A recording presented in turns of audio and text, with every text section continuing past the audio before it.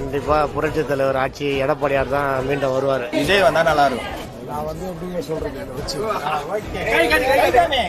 அவர் சொல்ல மாட்டாரு, சைக்கிளே காமிச்சிட்டாரு. விஜயே வரட்டுங்க. இல்ல வாலிபர் எல்லாம் துடிக்கிறாங்க, ஒரு வாட்டி சான்ஸ் கொடுக்குறாங்க. யார் வருவாங்க? விஜய்க்கு ஒரு சான்ஸ் கொடுத்து பார்க்கலாம். விஜய் தான் ஜெயிக்கணும். விஜய் தான்.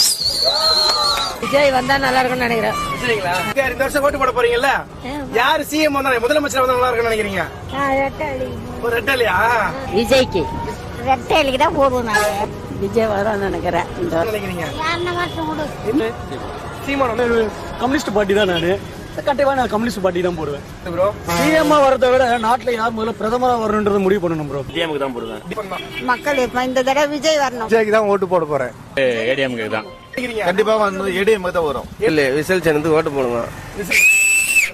டிவிக்கு விடியல் ஆட்சி தான். டிஎம்கே. விஜய் தான் முதலமைச்சரா வருவாரு.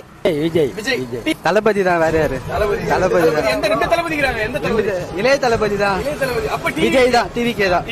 டிவிக்கே தான். விஜய் விஜய். எடப்பாடி ஐயா. எடப்பாடி. டிவிக்கு. நம்ம தமிழக தளபதி வந்தா போதும். அதான் யார்? விஜய். விஜய். ஸ்டாலின். நல்லா நினைக்கிறீங்க? எடப்பாடி தான். இப்ப சொன்னார்ல எடப்பாடி. டிவிக்கு நல்லா இருக்கும். சீமான் நல்லா இருக்கும். சீமான். சிஎம் யாரும் நல்லா இருக்கும்? விஜய். விஜய்ங்க.